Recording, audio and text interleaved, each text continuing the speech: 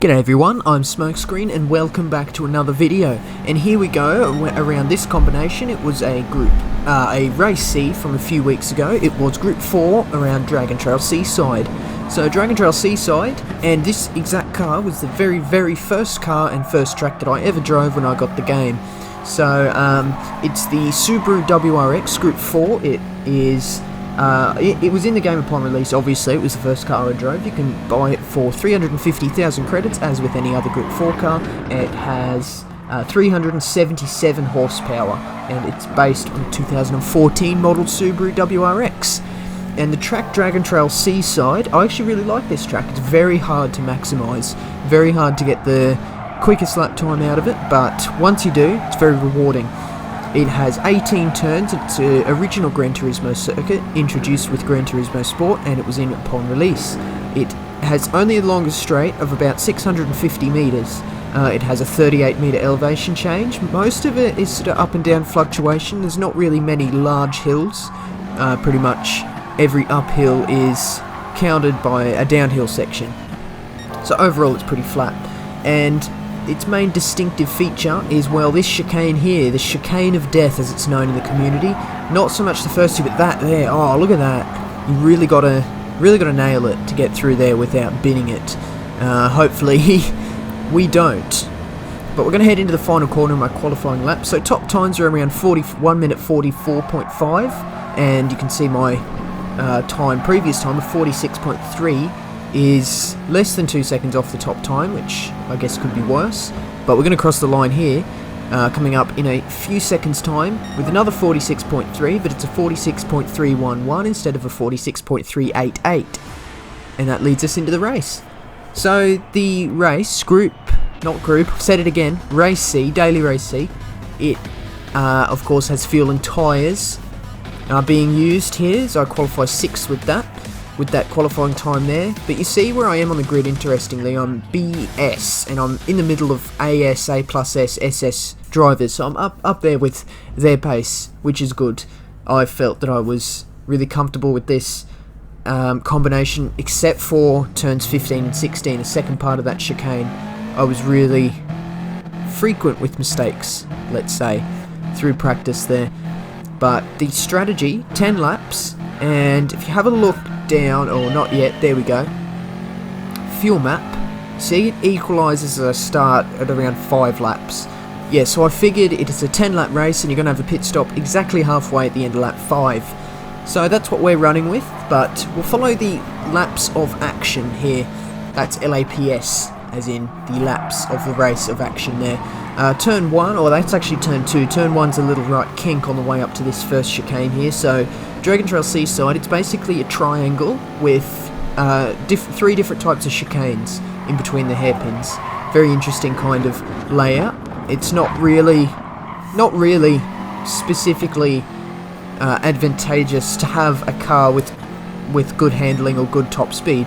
It's a very good test track, as you can see. Slow corners, chicanes, flowy sections. So sort of all the cars come to their own.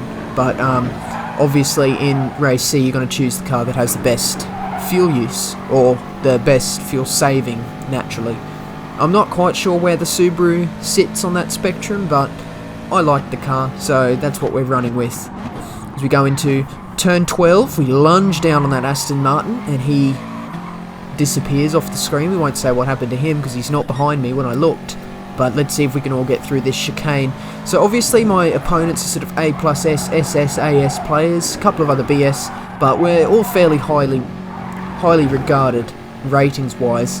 So that tends to make for a rather quiet lap 1, which is not the case with your lower rated players. Obviously, when you've got lower rated players, there's a lot of lap 1 action, let's say, because people aren't quite up to the driving standard of my opponents here. And I'll probably say, in terms of consistency and avoiding mistakes, I'm probably one of the weaker players.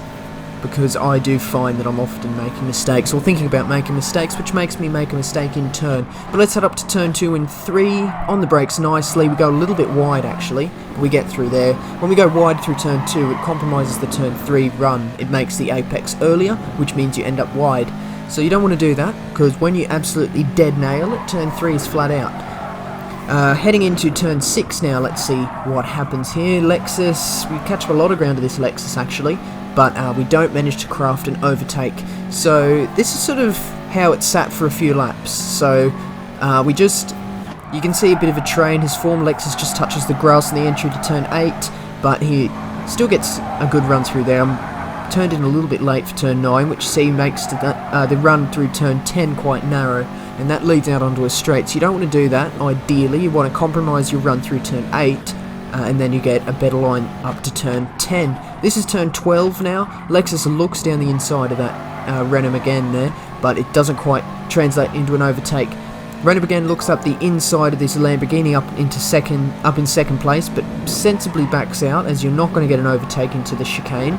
Turns 13 through 16, just get a little bit out of shape through there, and that just leads the guy behind in 6th into the picture there. What's he driving? It looks like another, I think that's a Lamborghini there, but he ends up going up my inside into the final turn, but he just brakes a little bit early and doesn't quite send it like he probably could have. So we managed to get through there nicely, but on the exit he just shepherds me wide just onto the grass, and that just compromises my run down this straight. So we're side by side basically, but he's got a little bit of overspeed compared to me, and I just pull into the gap there. But there's another Subaru behind who was gaining, and I think he did drive into the back of me by virtue of me just swerving in front of him, but it's alright. Lamborghini brakes very, very early, so we have turn 1 to ourselves, turn 2 to ourselves, and on the run out of that chicane we managed to equalise in 5th place. So we're going to run up towards the top hairpin, the northernmost part of the track, through turn 5, which is flat out, hop over that curb, braking into turn 6. Now you're pretty much on the brakes along that curb, which can really unsettle the car if you sort of hit it at the wrong angle and hit the brakes at the wrong time. But that's alright, let's hope we don't demonstrate exactly what I'm talking about there, but we'll continue on. So the guy in second place, you can see he's caught out a bit of a gap on the rest of us there, as a couple of laps ago he was right in front of that Lexus up ahead that we've just dropped off through the course of this lap here. So you have a look at the status of the race at the moment. Fastest lap, a 147.4, my fastest lap, a 150.2, so I'm not really on the pace at the moment. Just take a little bit too much curb on the apex of turn 12, and we don't quite get the run that we hope. But we'll come into the chicane now. Nobody's binned it yet, but hopefully we're not the ones to do it. But I think coming through here, we're just turning a bit early. Yep, there we go. There it is. There's the bin. Massive bin, one of the dumpster bins on the side of a supermarket. That's the kind of bin that was. One of the big stinky ones that they put all their rotting meat into. That's that bin. And we have a look there. You see it leads out onto a bit of a straight. So, yeah, so we lose all of those positions down into 13th from, what were we, 6th or 5th or something, whatever. Yeah, so that's not gone well. So the way this track is sort of set up, that chicane, whoever has the largest testicular region is going to get the best run through those corners in the chicane, and means they're going to get the best speed down that straight down towards turn 17, and that's really why it's so easy for people to overtake. So the dynamic of the race has changed now. Let's see if we can get back up into the top 10. As I've said it before, once I sort of bin it completely, getting back into the top 10 is probably a good recovery. And there's 18 players, so top 10, probably not even halfway up the field when you break it down, but it could be worse if you think about it, as I go a little bit wide through turn 6, just carry a little bit too much speed through there, as I caught them on the way into the corner, caught the group up ahead, but then on the way out they all as a group swept away. Aston Martin goes around the outside of the Jaguar. I just try to slip up the inside of that Jaguar, and it does pay off. I think there was a little bit of contact, although our lag didn't quite help my case there, but we did manage to get ahead of that Jaguar, and he keeps it on the track but drops way behind, so that's us up into 12th. So we set sights on tracking down and killing this Aston Martin. Hopefully we can get this done relatively quickly, if I can speak properly. Aston Martin just drops a wheel onto the grass on the exit to turn 12. Very easy to do that as you try and get on the power as early as possible. It's got a very Parabolica-esque feeling about it here. Go a little bit wide through turn 15, but don't quite clip the wall that time. But we still get a poor run. Not as poor as this Lamborghini up ahead, who I think just clipped the wall on the way out. And you can just see how much speed that he loses down the straight, but it's not going to be enough to get an overtake into the second to last turn, turn 17. This is turn 17 now, and then we get on the power nicely. We're going to be in the slipstream of this Lamborghini going down the straight now, and this is turn 18, the little left kink, and then we're onto the main straight. So we're in the slipstream of this Lamborghini. Can we get an overtake into turn 1? That's probably the best overtaking opportunity on the lap, actually, and then turn 12 isn't bad either. So he brakes quite early into turn 2, but he manages to just feather the brakes a little bit and doesn't quite slow down as much as I expected him to. Almost drops off the track on the exit of turn 3, but he does manage to keep it onto the track and still 4/10 ahead of me. And you can see he takes a wide line through turn 5 and on the brakes nicely for turn 6. Almost look up the inside there, but it doesn't quite work out. I wasn't quite close enough. I actually probably didn't mean to go for that move, because 4/10 back is quite a long way to be back before going for a move. You see they're all clipping the grass on the entry to that this sort of sweeper chicane here, but I wanted to avoid doing that, as you're kind of trail braking, and you clip the grass, you're going to... Car really wants to spin in that particular situation, and guess what I don't want to do? Yeah, it's spin. No first prize, no trophies for guessing why I don't want to do that, especially considering the position I'm in at the moment. Turn 12, see, I almost run onto the grass actually, and I just have to lift a little bit off the throttle to get the car continuing to stay on that tarmac. I don't want to end up on the grass. But you see through the course of this lap, this Lamborghini up ahead has just caught out a bit of a gap on me as we just leap over that curb through there. You've really got to maximise, get as friendly with the walls as possible, but don't touch them, as I've clearly demonstrated. And to be honest, I think I'm the only one who's done that. But as we come around turn 17, we've got a fuel warning message coming up. We've got 1.1 laps left to go, and as per my extremely intelligent strategy, working out of my strategy here, we've come in on the end of lap 5, exactly halfway through the race. So I'm finding these race Cs tend to stray away from having an even number of laps, but I think in this particular case they thought, we'll give them an easy one this time, and we'll give them 10 laps, because an odd number of laps leads to different players being on different strategies at different points in the race. You can kind of be in different races when there's an odd number of laps, as you have people going in early or late, having their longest stint first or last, depending on what they want to do, depending on how their race is going. So you can tend to catch up to players on newer tyres, or you can fall victim to players on newer tyres when you've got that split strategy. But exactly halfway through the race, you've got to find that most people do pit on the end of lap 5.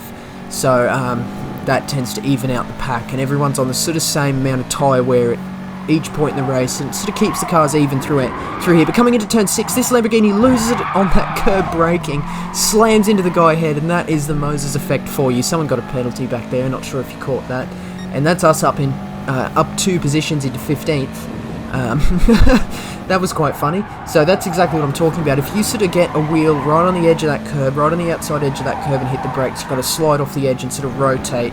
Exactly like he demonstrated there. You can rewind it if you like to see what happens. But just coming up to the line, we did catch up another position from a Viper that had run out of petrol on the way to the line. But that was really that race. So the first stint was more entertaining in terms of we had other players around us, but then after the pit stops it does tend to even out a little bit, and you don't find too many people grouped together as people pit differently, take on different amounts of fuel on different types of races, that sort of thing. But in our particular instance, thanks to my massive bin, in fact it's almost the whole dump, we managed to bring it home in 14th, which wasn't really that good of a performance by me that time, but hopefully in the next video we will have a better result. So yes, there will be another video around Group 4 at Dragon Trail, so keep an eye out for that in the next few days. But for now, that's going to be it from me. So do hit that like button to let me know you enjoyed, and do subscribe to see amazing videos like this in your subscription box every week.